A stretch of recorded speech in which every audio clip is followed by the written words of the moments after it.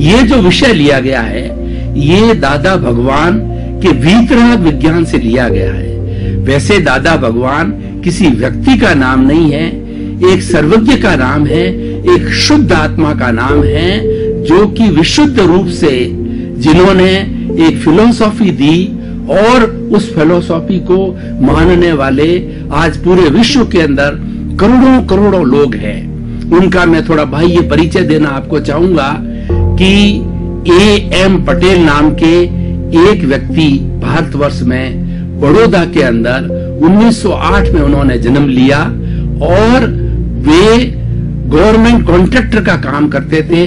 बड़े बड़े ब्रिज बनाना, रोड बनाना, मकान बनाना, रियल एस्टेट के जो कॉम्प्लेक्स बनाना, ऐसा कार्य करते थे, लेकिन हर कार्य में प्रामाणिक थे। अब मैं थोड़ी इसकी पृष्ठभूमि में जाना चाहता हूं कि जैन धर्म के प्रथम तीर्थंकर भगवान ऋषभ, जिसको कि बाबा आदम कहा जाता है, जिसको कि पुराण के अंदर और वेदों के अंदर भी बड़ा महान पुरुष के रूप के अंदर माना है और कहीं कर शिव के रूप में माना जाता है। उनके पुत्र भरत जी थे जो कि चक्रवर्ती थे और उन भरत जी के नाम से जो है हमारे देश का नाम भारत पड़ा। तो उनके कुल 100 पुत्र थे।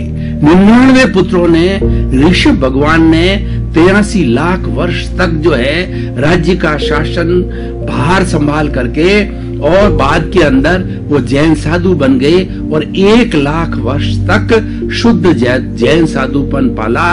और आज हम इस सृष्टि के अंदर, ये बहुत पुरानी युगों युगों पुरानी बात है, इस सृष्टि के अंदर हम जितनी व्यवस्थाएं देखते हैं, चाहे न्याय व्यवस्था है, चाहे ग्राम व्यवस्था है, चाहे विवाह की है, चाहे हमारी अग्नि के आविष्कार की है, जितनी व्यवस्थाएं आज हम देख रहे हैं वो सारी भगवान ऋषभ के समय में प्रारंभ हुई थी और 83 लाख वर्ष तक वो राजा रह करके उन व्यवस्थाओं का उन्होंने पूरा जो है वो प्रारंभ किया था। तो उनके पुत्र भरत जी एक शासन करने वाले अकेले रहे, 99 पुत्र साधु बन गए। तो भरत जी ने अपने पिता भगवान ऋषभ से कहा कि 99 मेरे भाइयों का तो आप उद्धार करोगे, उन्हें मोक्ष भेजोगे, मेरा क्या होगा?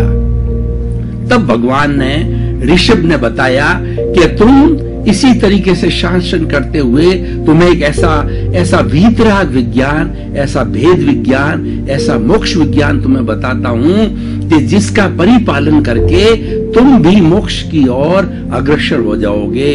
और जो उनके पुत्र जो है और भगवान ऋषभ जो स्वयं क्रमिक मार्ग का अनुसरण करते थे। क्रमिक का अर्थ होता है कि श्रावक व्रत के बाद के अंदर साधु जीवन को स्वीकार करना और साधु जीवन में धीरे धीरे त्याग से, पचकान से, सामायिक से, संवर से, निर्जला से है धीरे धीरे क्रमिक आत्मा की शुद्धि करना, स्टेप बाय स्टेप। लेकिन जो विज्ञान उन्होंने भरत जी को दिया वो अक्रम विज्ञान था, स्टेप बाय स्टेप नहीं था। वो एक लिफ्ट रूप में था, एक फ्लाइट के रूप में था, एक सीढ़ी के रूप में था, एक लॉन्ग जंप के रूप के अंदर था, यानी एक कृपा।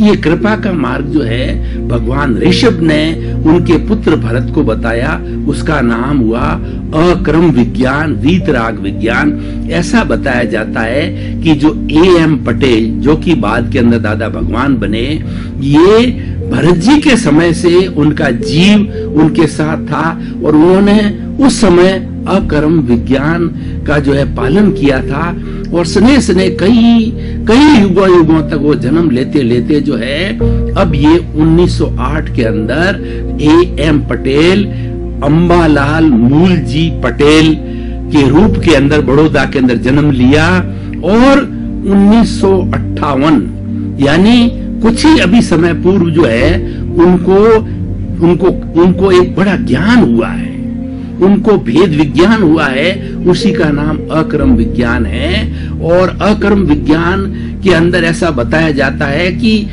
केवली बनने से, सर्वज्ञ बनने के अंदर केवल वो 4 डिग्री बाकी रह गए थे, 356 डिग्री का ज्ञान उनको हो गया था, और अगर 360 डिग्री का पूरा ज्ञान होता तो वो भी सर्वज्ञ बन करके और महाविद्य क्षेत्र में जन्म लेकर के मोक्षकामी हो जाते।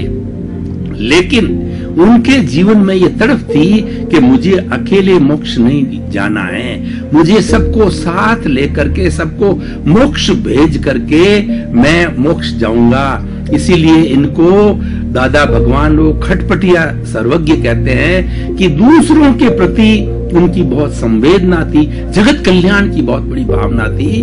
तो इसीलिए उन्होंने जो है लोगों के कल्याण के लिए यह वीतराग विज्ञान का प्रचार किया। पहले उनको ये विज्ञान हुआ, ये ज्ञान होने के बाद के अंदर 1958 में हुआ, तब उन्होंने इसकी घोषणा की।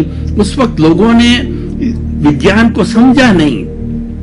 उन्होंने खूब परिश्रम करके लोगों को अपने पास में बुलाया और उनको बताया कि मुझे इस तरीके का ज्ञान हुआ है, तुम भी इसका पालन करो, और 3 भव के अंदर जो है ये साधना अगर शुद्ध रूप से करते हो तो सिमुंदर स्वामी के चरणों में महाविद्य क्षेत्र, क्योंकि जिस क्षेत्र में हम रह रहे हैं ये भरत क्षेत्र है, इस भरत क्षेत्र के अंदर वर्तमान में सर्वज्ञता नहीं है, वर्तमान में केवल ज्ञान नहीं है, लेकिन महाविद्य क्षेत्र के अंदर जहां पर तीर्थंकर भगवान सिमंदर स्वामी जो प्रतिनिधित्व करते हैं हमारे भरत क्षेत्र का, उनके पास में ये सर्वज्ञता अभी खुली है और मोक्ष वहां पर खुला है। वहां पर जन्म लेकर के यहाँ का प्राणी वहां जाकर के और वो मोक्ष को प्राप्त हो सकता है।